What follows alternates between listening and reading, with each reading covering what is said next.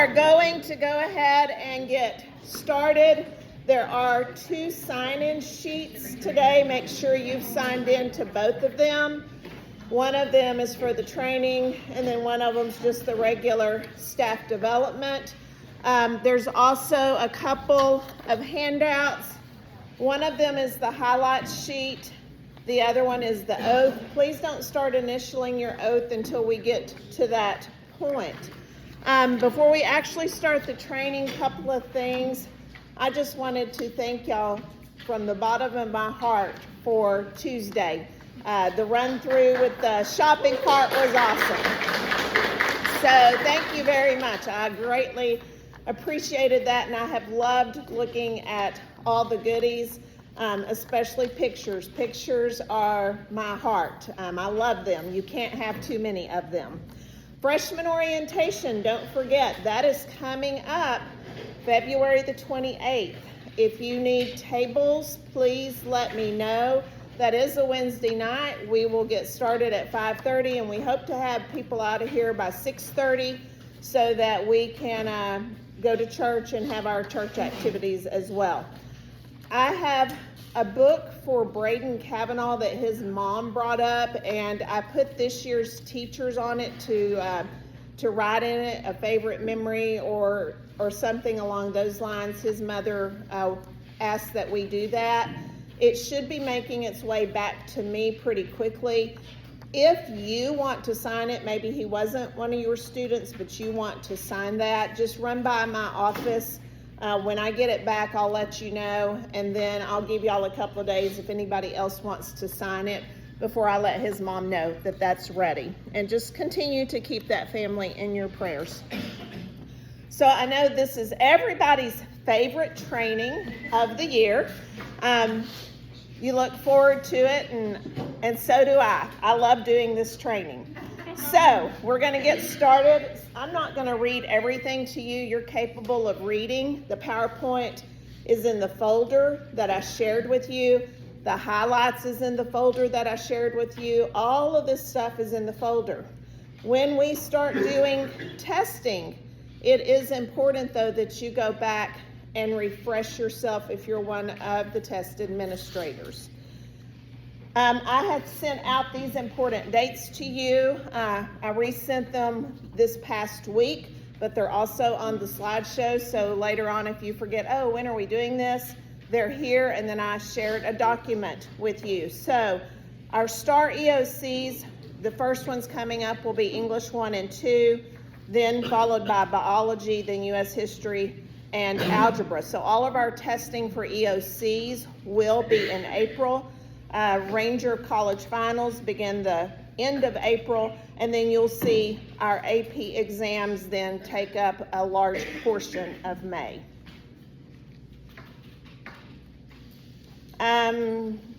Okay. Just in case you are a tester or a teacher for a test that's being given, just know there's released and practice tests. It's a good idea for y'all to be doing that with your students. Time limits and breaks. Students must complete the assessment within the same school day. No test session may exceed 7 hours. Don't look for that to happen. It is not necessary to track the time for lunch or breaks, but students cannot spend more than 7 hours actually working on the assessment. Late arriving students, if somebody comes in late but they still have ample time to take the test, then I will bring them to your room. Directions will get read to them. Document their start time separately. You do still have to put the start time and stop time on the seating chart, and then they will just pick up with the test and move on with it. Makeup testing, if a student is absent, we do have a window of time, and so if it's still within that window, then I will see that they get a makeup test done. Students who become sick during a test, if they become sick and they leave campus during the assessment, they can actually complete the assessment as needed on a different day within the testing window. The test delivery system locks that student's responses 8 hours after the online assessment has been paused. Students who continue testing on another day will not be able to go back to questions they've already answered. So they will just continue where they left off. Test security and confidentiality. Maintain security and confidentiality of all components of the assessment program. It is critical for ensuring fair and equal testing opportunities for all Texas students. It is imperative that all individuals participating in the program preserve the integrity of the test content and student data by strictly adhering to the instructions and procedures contained in the coordinator resources and the test administrator materials. STAAR assessments are secure assessments. The contents of these assessments, including student information used or obtained in their administration, are confidential. Secure materials include all online assessments and test session IDs. The test tickets themselves are not secure. However, they do contain personally identifiable information that has to be kept confidential. The security involves accounting for all secure materials before, during, and after each test administration. So whatever you check out from me needs to be returned. And if they've used any scratch paper, anything like that that they've written on, everything has to be returned to me. Testing irregularities, those are things that can happen before, during, or after testing. There's different types of irregularities. The procedural testing irregularities are less severe and they're more common than the serious violations. They typically occur when district testing personnel do not follow the training procedures. Annual training on test security and administration procedures and administration-specific training are the best ways for us to avoid those irregularities. Some examples of specific types of procedural irregularities: accommodation errors. Those typically involve providing errors in providing appropriate accommodations to ineligible students or not providing the correct ones to those who are eligible. Testing personnel should be instructed to immediately notify me if you discover an accommodation error. Some examples: a student was provided an unallowable accommodation. That's kind of hard anymore because of it being online. I go in and I have to put what their accommodations are for most of them. There are a few like reminders to stay on task, that type of thing, but you can do that for any student. That's really not an accommodation. So I have those on your roster. It will tell you if you're giving an accommodated test, it tells you what that student's accommodations are. Before I ever give those to you, I have Kate Black check the special education students. She gets their IEPs out and she looks. I have Mr. Cabrera check the 504 students. So I've checked them, and then each one of them have checked special ed and 504 to make sure that I have put in the correct accommodations that have to be put in the testing platform. So that should not be a problem, but if you are concerned, call me down. Even if it ends up that it's correct, I'd rather you call me down. A student's provided an accommodation for which he or she's not approved. We didn't provide an accommodation. It was not properly administered or applied. Once again, that's kind of hard to mess up now with the online stuff, but be cognizant of any students with accommodations. Accounting errors. Improperly accounting for secure materials typically involves late, lost, or missing materials, failure to maintain the security of the materials, improperly accounting for the student's test responses and results. Most situations that involve the loss or late return of secure materials result from not establishing or implementing basic inventory procedures. So when you get to your testing room, all of you have your own little way of laying things out. That's fine. You just make sure it all gets turned back in. Testing personnel who locate any secure materials that were not returned after an administration must contact the TEA Student Assessment Division immediately. District coordinators should always question why materials were returned late or how the materials were discovered in order to determine whether there was a breach in security or confidentiality. For all incidents where secure materials were left unattended, district coordinators are required to submit a testing irregularity form which indicates if there was a breach in security or confidentiality. So just make sure whatever system you're using in your classroom to keep your papers straight, that they all get returned. And I provide you with a checklist. And sometimes some of you go through and you just initial and you're not reading what it says. Because one of them is, did you put a start time and stop time? And I'll have teachers that have checked it, and I look on their seating chart and there's no start time and or stop time, which tells me some are just going through the motions. Don't do that. That checklist is there for a reason. Examples of counting errors: testing personnel lost or misplaced the student's test ticket or secure test materials. The secure online assessments were left open and visible, or secure materials were left unattended. A student was issued test materials belonging to another student. Make sure the test ticket is being given to the correct student. Students' test results or test performance were improperly shared. And we'll cover this in a minute, but when a student goes to the bathroom, you need to pause that test. And the pause button is really teeny tiny up in the right-hand corner. Eligibility errors typically involve administering the incorrect assessment to a student, not testing an eligible student or testing an ineligible student. Most of that's going to be on me. But if you get a roster and you go, I thought this student had already passed the test, or you think, why isn't this student taking the test? Because everybody gets all the rosters. Please let me know.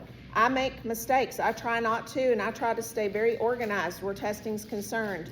But there's a lot of things to keep up with. So all eyes on board, and it does not bother me if you question, hey, I don't know about this. Please question if you feel like we're making a mistake.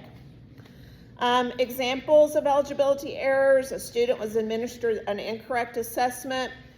A student was administered the same assessment more than once in an administration. I think the kids would be squawking over that, but you never know. An eligible student was not administered an assessment.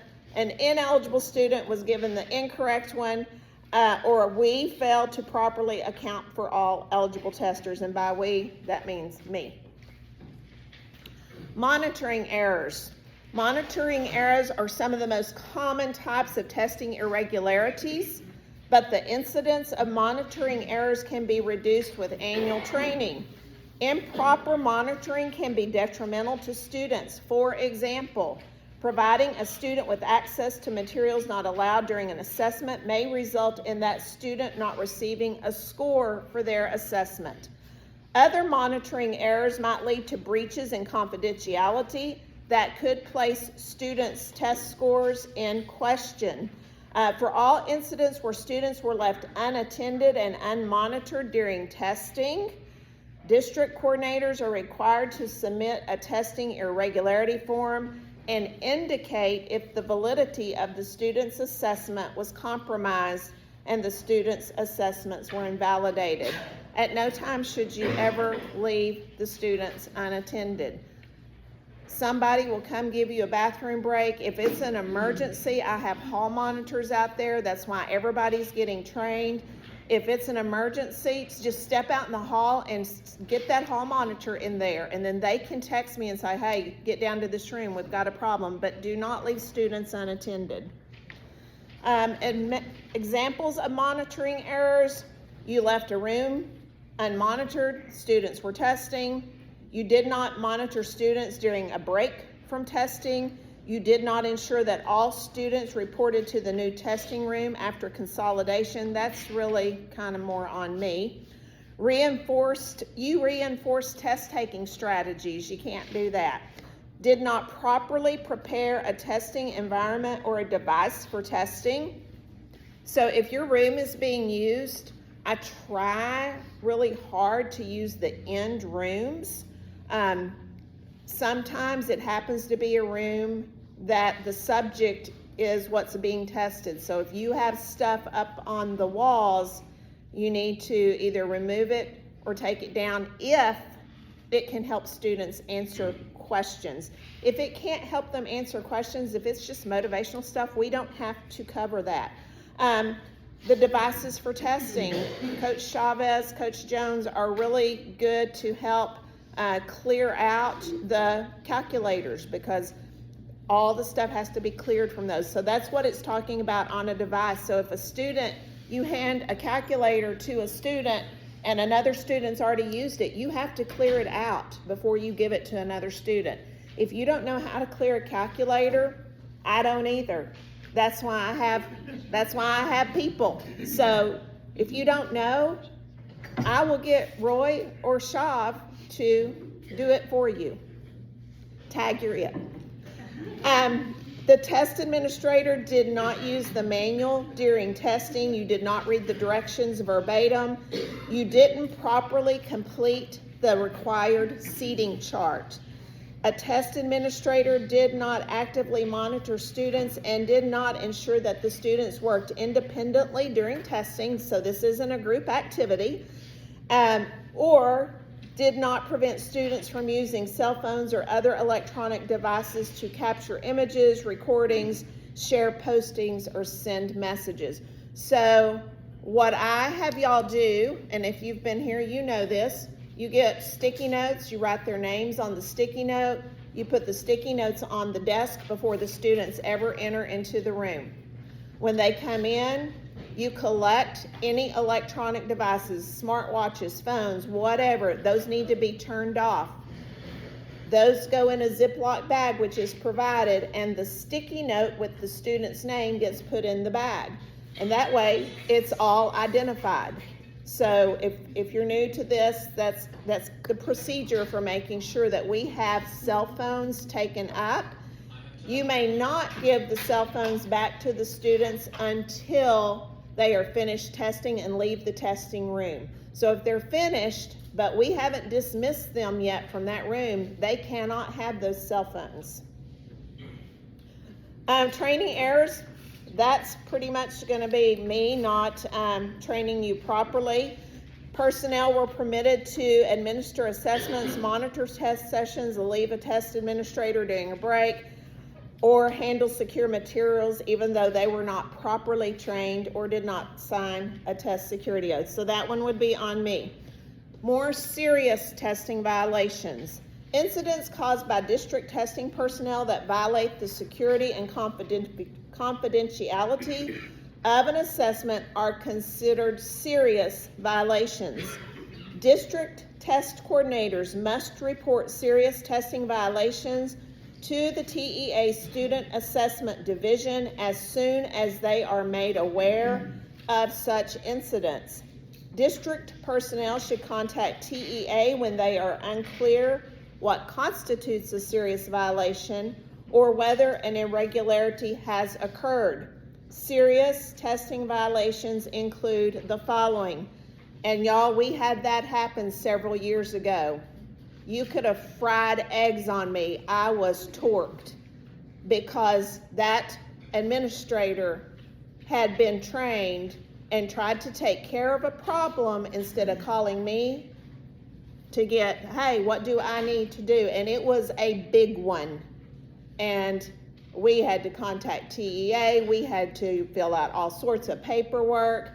It was not pleasant, and I was not a happy camper. So please take this seriously, because if you do something that you've been trained on, it's not going to be pleasant. So, and I'm usually a pretty nice person, but this kind of stuff, it is serious, and I need everyone to take it seriously. Directly or indirectly assisting students with responses to test questions. Tampering with student responses. That's a little bit harder now that it's online versus when it was on paper, but still. Viewing secure test content before, during, or after an administration unless specifically authorized by TEA or by the procedures outlined in the TA manuals. I think Ms. Terry is probably the only one now that sees that and that she knows that's not a problem. Now that it's online, you shouldn't be seeing, unless you're just sitting there hovering over, and you shouldn't be doing that. You should be monitoring, but you should not be helicoptering. Or trying to find the pause button when you haven't seen it before. Oh yeah, well, if you're trying to find the pause button, I get that, but please, on the practice test, it should be located in the same place. So if you don't know, use a practice test to discover that.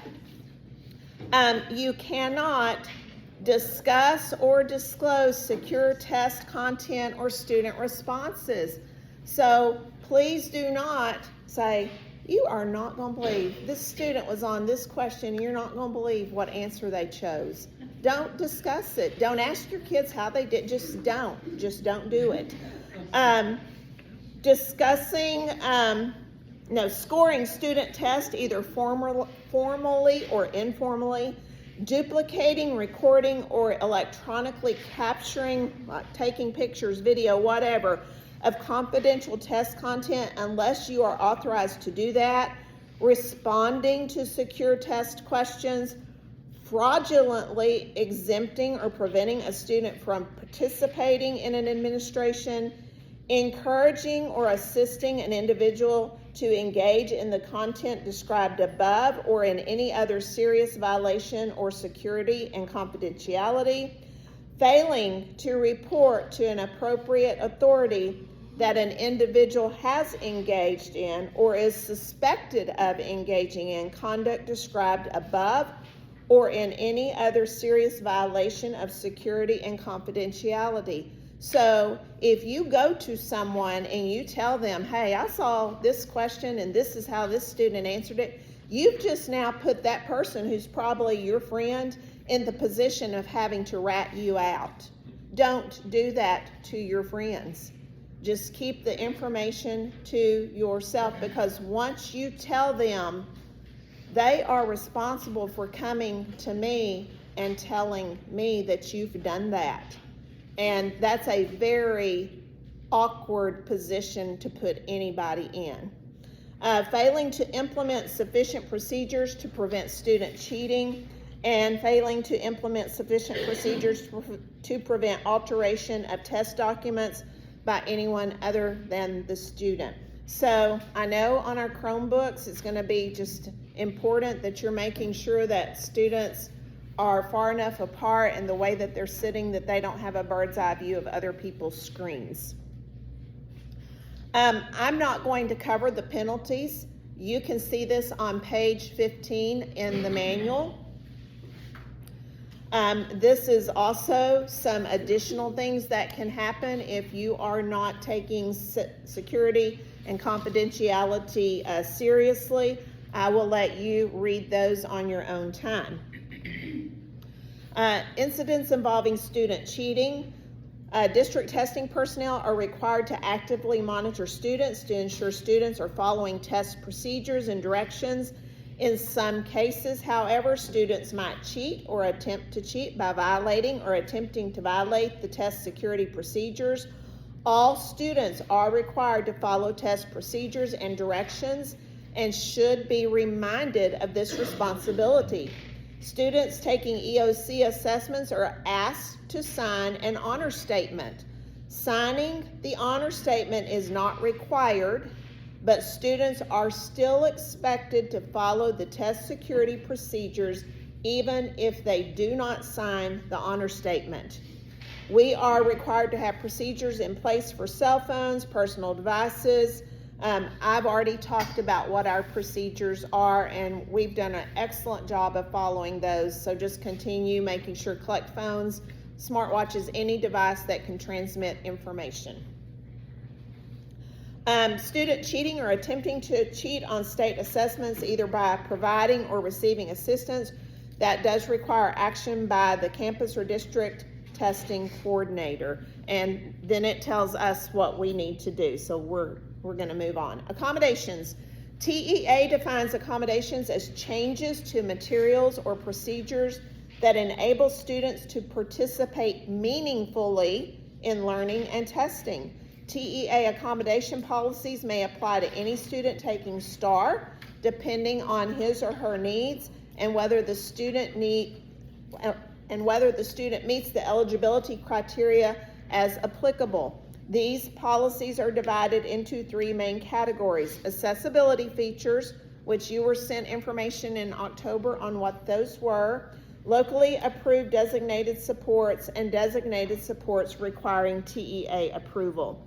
Accessibility features. These are procedures and materials that should be made available on state assessments to students who regularly use them during classroom instruction.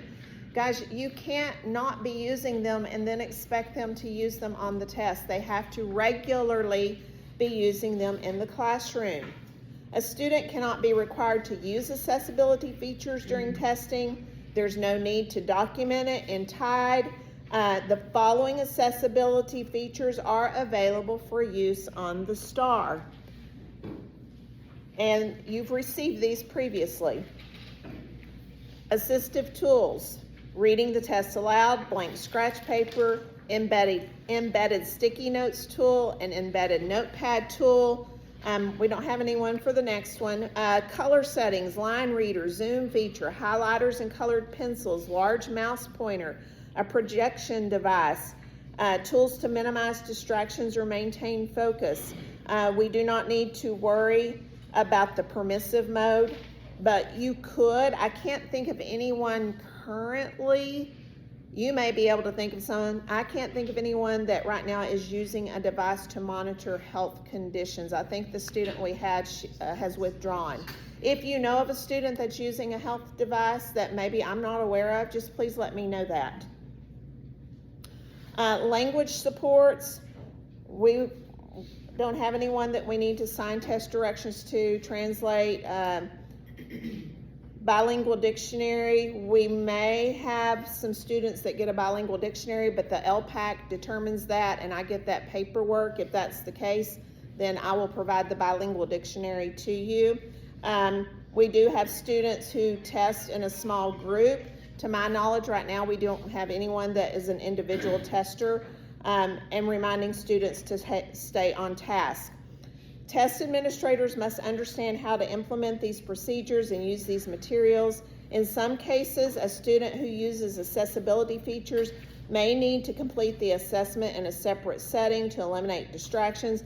We determine that in a 504 or an ARD, whether they need small group, whatever.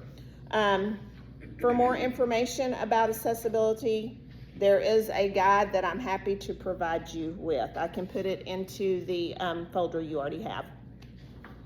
Designated supports, those are embedded into the test. I have to go and turn them on.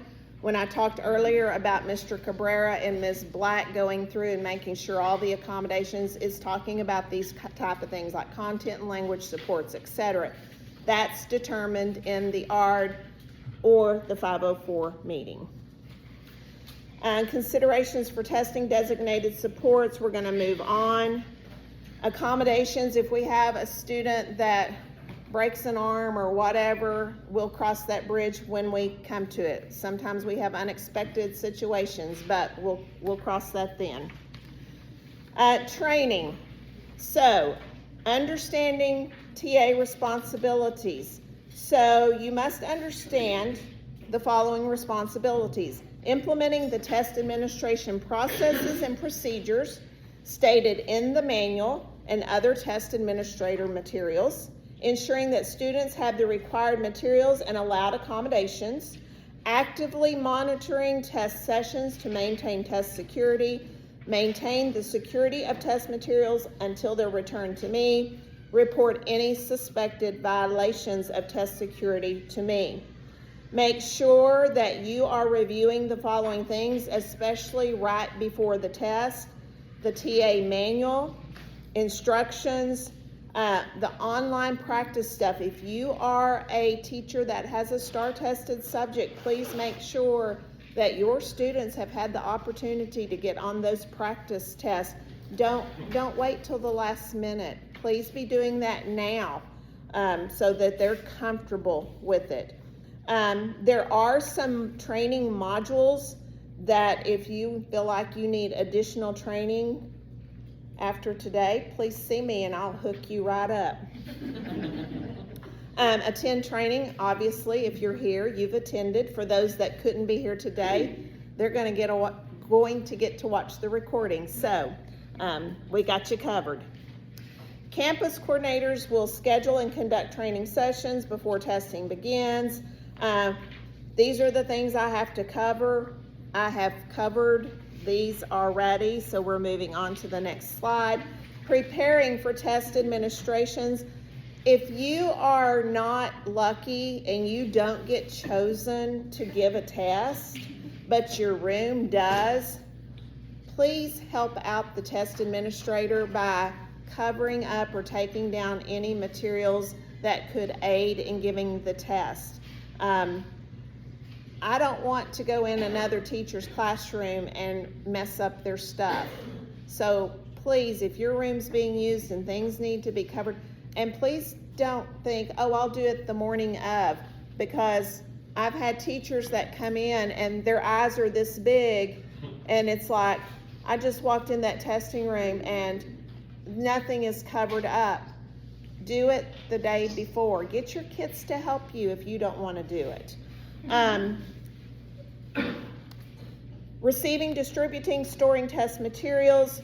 You know the procedure. You come to me, check them out. When you return them, if I am not in the office, I have trained people in the office who can take your basket from you and put it in the closet until I can get to it. I have to be the one to check everything back in.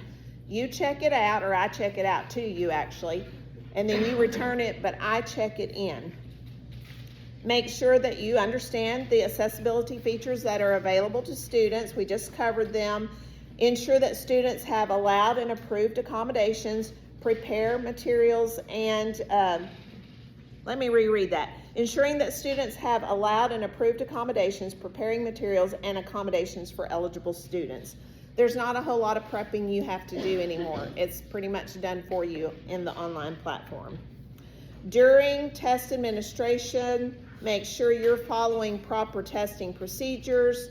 We do have breaks that we will give you. Now, y'all know how things roll. Sometimes we're short-staffed and I may be in a room dealing with something and I may not be able to get to you to give you a break immediately. Once again, if it's an emergency, get that hall monitor. And if we have to grab a teacher out of a classroom for just a second, we can do that. That's why you're all trained, is you can step in at a moment's notice if needed.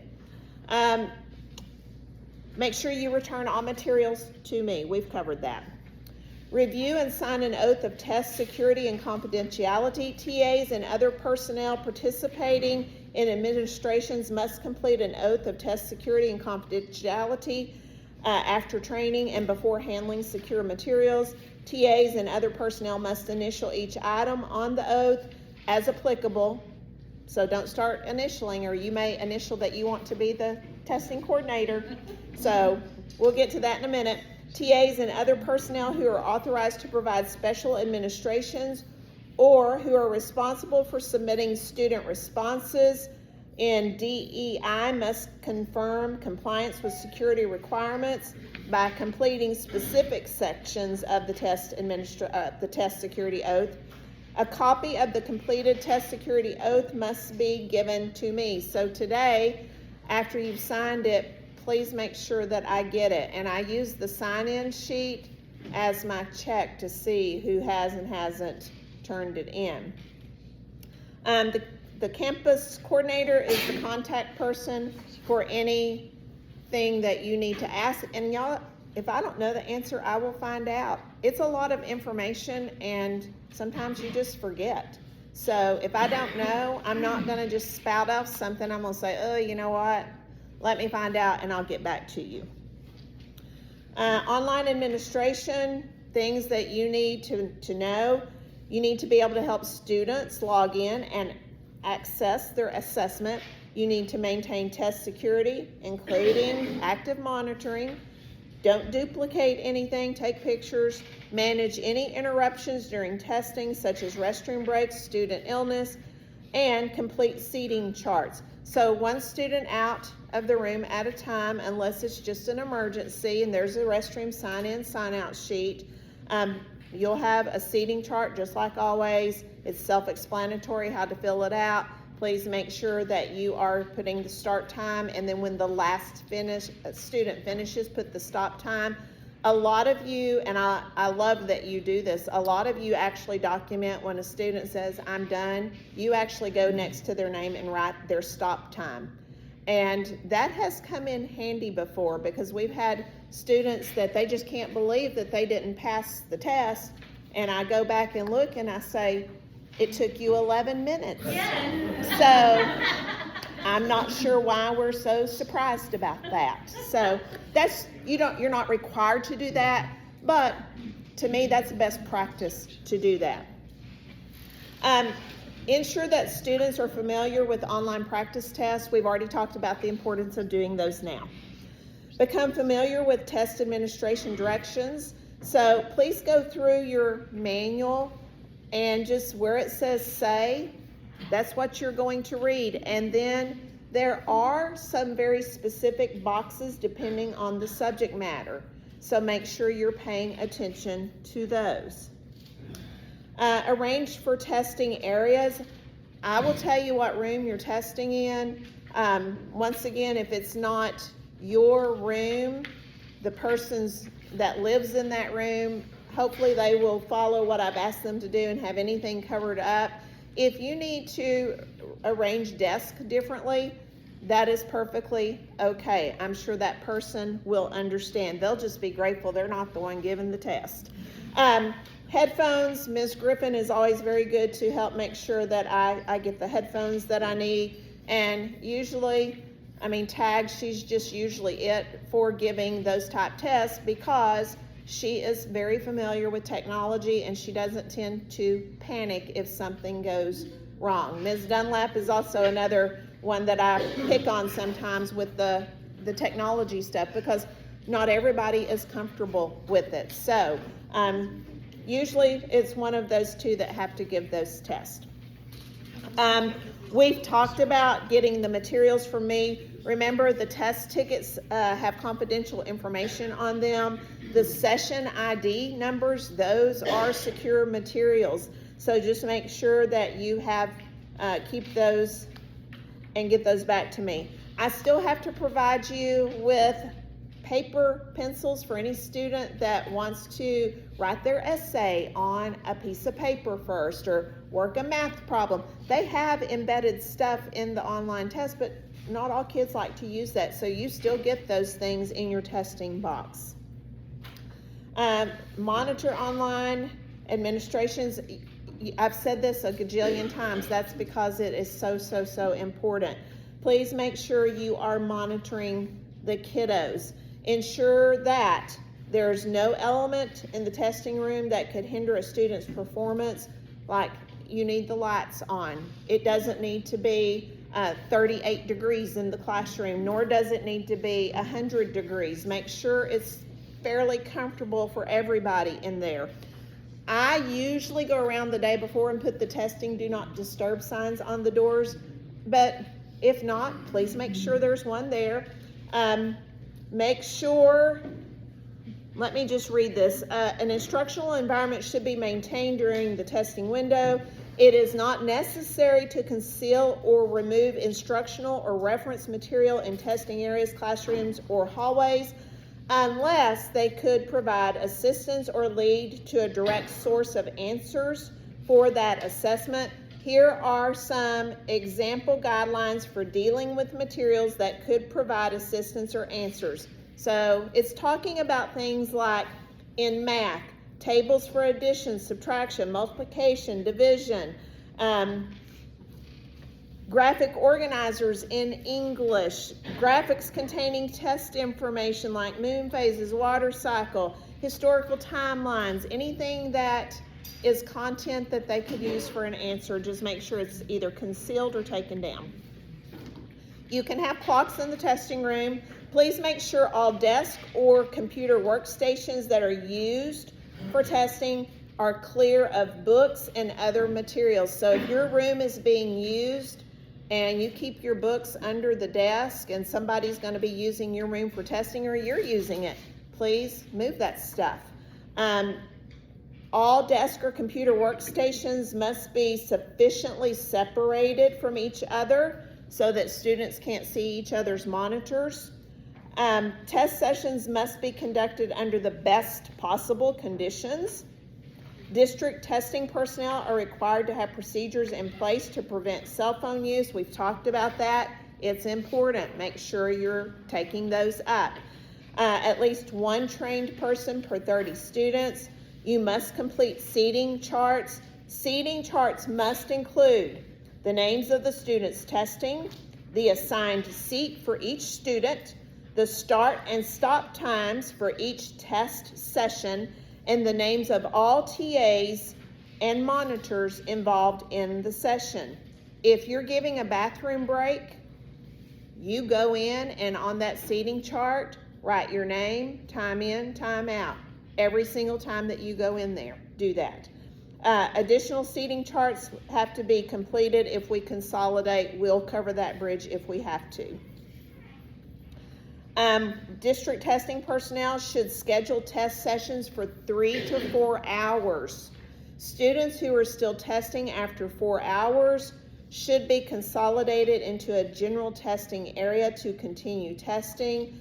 Students must complete the assessment within the same school day, and no session may exceed 7 hours. So generally what we do, if they're still testing by lunchtime, we try to, during that window of time between A lunch and B lunch, get the testers down here, get them sit in a secure place where they can eat, and then I see who's still testing, and then I work feverishly to get them consolidated.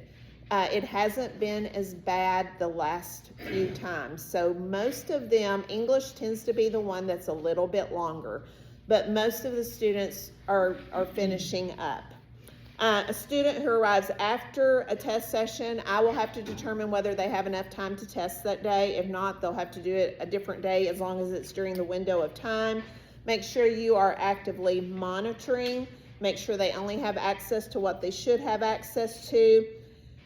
Test administrators may not view or discuss individual assessment questions or responses. Do not reinforce, review, or distribute test strategies during the test. That is a no-no. Students must remain seated during testing, except when they're receiving or returning material. Students are not allowed to talk to one another while testing is in progress. Guys, if you have a chatty Cathy or just one of those students that just has to be picking or making faces or whatever, and we haven't come around to dismiss those kiddos yet, just send me a text and say, I need this student out of my room because they are keeping the other students from there. It's not good. I will come, Mr. Cabrera will come, Ms. Ozuna, one of us will come and remove that student if they are causing a problem. If students are not actively working on the assessment, they will see a warning message, and it's going to say, are you still there? It will pop up after 5 minutes of inactivity. The online assessment will automatically pause when the testing devices have been idle for 20 minutes. To complete the assessment, the students are going to have to log back in, and they're going to have to use that testing ticket. Once a student has completed and submitted the assessment, the TA should allow the student to leave the area or provide the student an instructional activity. Ms. Ozuna and I, we kind of keep an eye on it, and as soon as the majority of the students are done, we start trying to get them out of there and move them on. So that's usually a game day decision as it's happening. And I try to keep you updated via text as, hey, this is kind of what we're looking at. Before reading the administration directions aloud, you must give each student the following materials: scratch paper as requested, pencils or pens, a pair of headphones if they're getting text-to-speech. We don't have anyone who has a headset to talk into. Graphing calculators for Algebra 1, and Coach Jones is always super good to have those in containers. The number that you've been given, he takes care of that for me, and that is a huge help. So, and he usually comes around and has them in the room. He does that the day before. So the day of, if you want to take them back to him, do that. If not, leave them in the room, and either I will get them, Coach Jones will get them, we will get them retrieved. Calculators for biology, they're just the little 4-function ones. They're not a big deal. They're in your basket that you get from me. Dictionaries, I have talked to Ms. Jones and Ms. Sizemore, and we are still going to be giving paper dictionaries and thesauri, but we're not going to be giving you a full class set. We're probably looking at giving you 8 to 10 because that's ample for the students. So if the student needs a dictionary, just let them know ahead of time, hey, I've got dictionary and thesauri. If you need it, raise your hand and I'll get you one. Reference materials and graph paper are available within the online testing platform. I know last year, and so Chad taught, I don't know if you will want to use them or not. You probably have them in your classroom, the whiteboards, and on the one side, I think it has the graph on it, and then the other side is blank. Students are allowed to use those during testing. I just need to know if you're going to want that to be part of their stuff. Anybody else in here besides Chad and Roy that has algebra? And they've got little markers and little socks or something to wipe them clean. So if y'all need those, please let me know. If you are a teacher that wants your students to have a highlighter, because some still want to write on paper and highlight, just let me know what you need and I will make sure you have it. We have, I believe we ordered 30 mice last year and it worked out. We had plenty. If you have students that need a mouse, you're going to have to tell me who those students are, because what I have to do when I create your rosters, I go look at the list you gave me and, oh, Johnny needs a mouse. I get a mouse. I put Johnny's name in it in the Ziploc bag and it goes in your testing box. I would appreciate getting those a couple of weeks before the actual test. So if you have students that need a mouse, actually the sooner you can let me know the better, because if I don't have enough, then we're going to probably have to order some. So the sooner the better on that.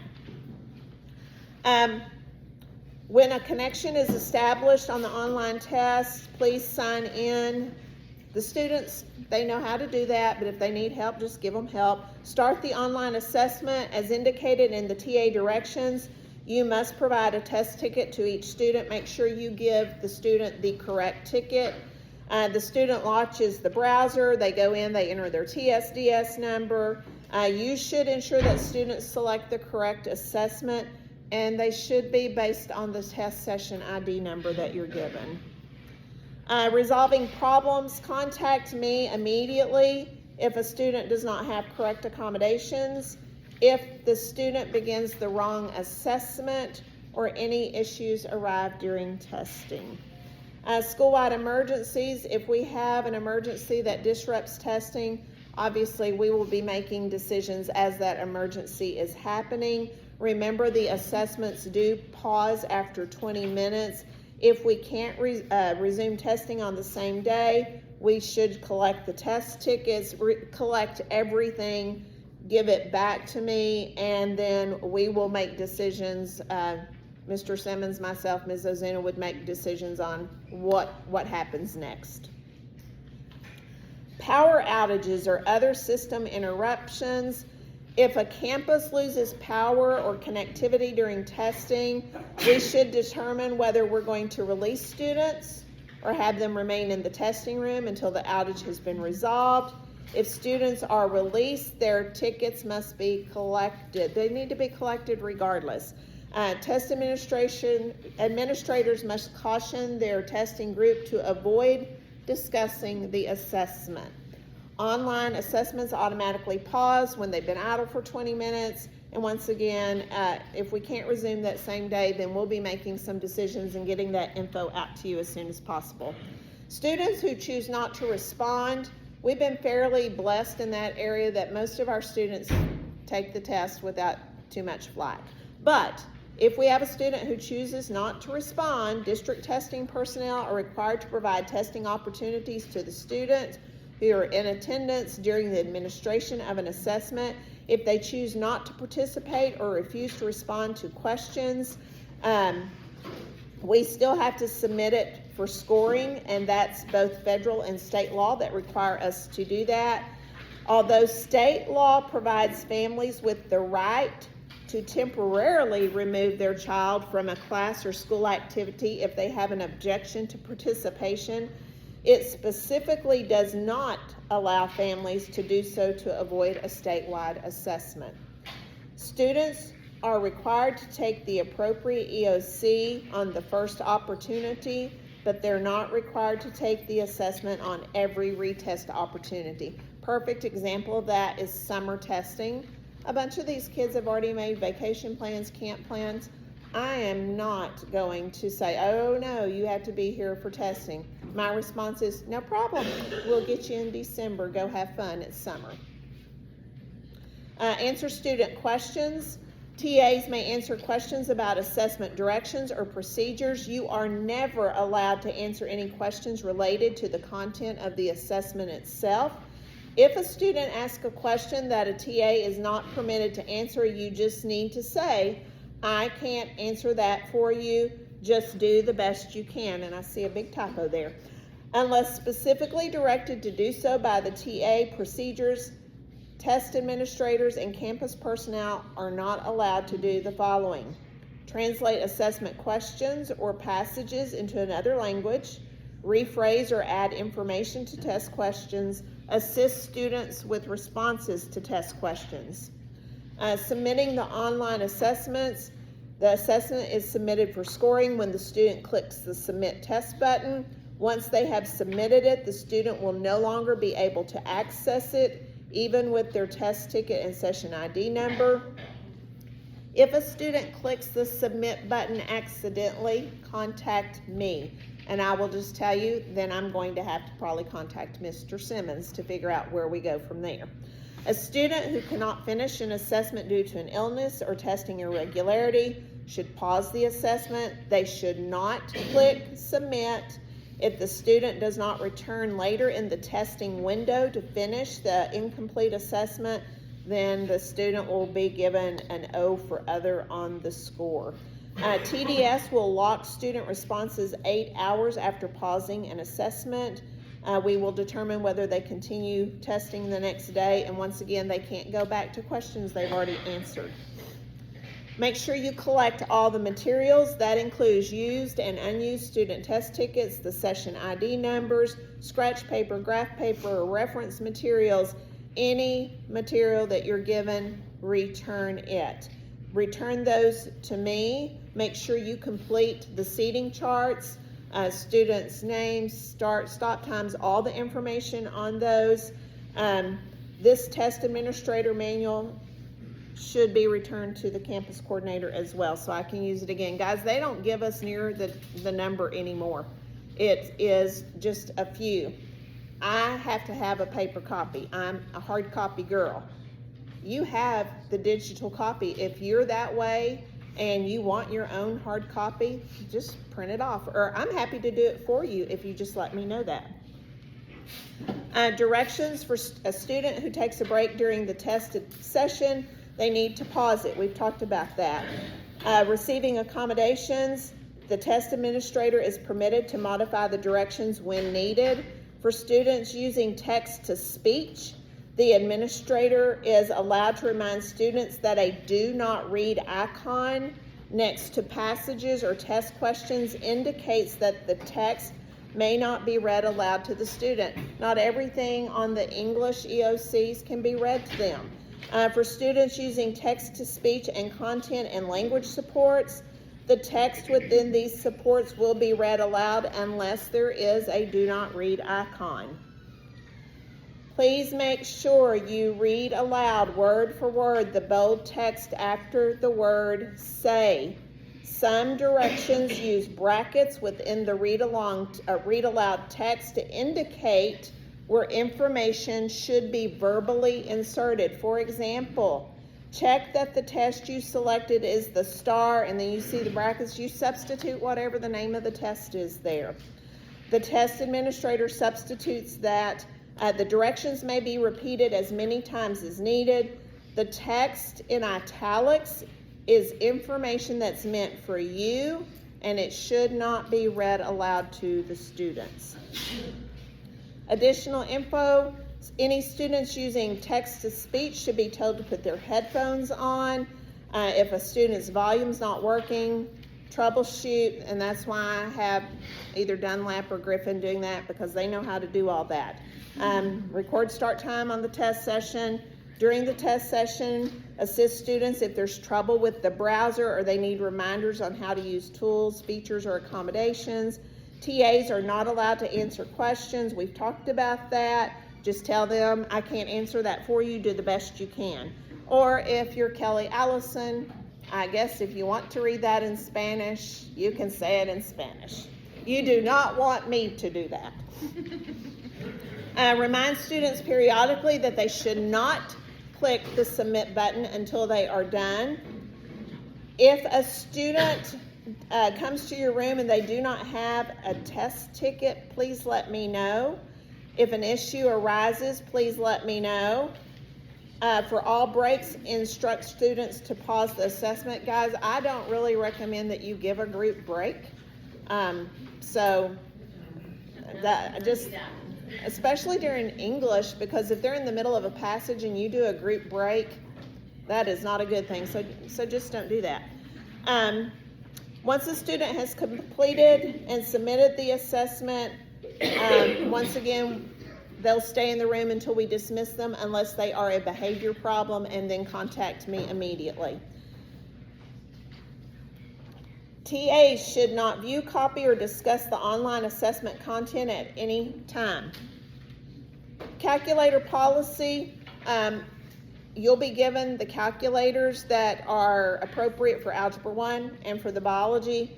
I've talked to you about how the memory has to be cleared.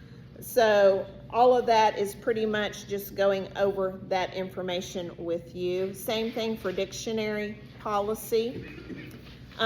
Technology, I just stuck that in there in case you need to know any of that on the technology use guidelines. You must actively monitor the use of technology, yada yada. Miscellaneous. Have students sign out and sign back in when they go to the restroom, only one student at a time. Have any adult who is trained, who comes in to give you a break, sign in and sign out. I put the restroom break sheet. I'm going to change that to seating chart. So disregard the restroom part and just put seating chart. Have students put their belongings against the wall. Put a sticky note with the students' names on the desk before they arrive. Have students turn off their cell phones, any other electronic stuff. Put them in a Ziploc bag along with their sticky note. Go over the checklist each time you administer a test. Students still testing must be monitored during breaks, lunch, transition times. If we break for lunch and they're still testing, you can't just let them come down the hall. They have to be escorted, and they have to, an adult has to be with them at all times. If there's a problem, do not try to fix it. Please ask me, Ms. Ozuna, for help. And if we don't know, we'll figure it out. The oath of test security and confidentiality. So you're going to notice it's stapled this year. They have a little bit more on there. Please read and initial each statement on pages 1 and 2, and then please look at what it says next, except the last box on page 2. That box is for non-certified staff members only. So what that means, if you are not a certified teacher, you will initial the last box, because what you are saying there is, I am a non-certified staff member, I'm participating in the testing program, and the certified staff member identified immediately below has been assigned as my supervisor. And you're going to see, it's actually on the next page, but it has my name there. So only non-certified people initial the last box on page 2. On page 3, you're going to notice where it says for campus testing coordinators only. And don't initial it. Or did I make the copy? Okay, I thought I did, because I think I'm going to be smart and I'm going to do that so they don't. I should not have done that. Maybe somebody would have taken this roll on. Then you're going to put today's date. You're going to sign your name, and then, guys, make sure you print your first and last names, because some of you, I cannot read your writing. Roy Jones. So just please make sure you do that.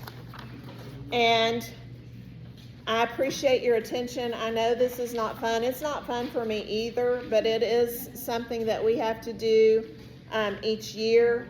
If you have questions, ask me.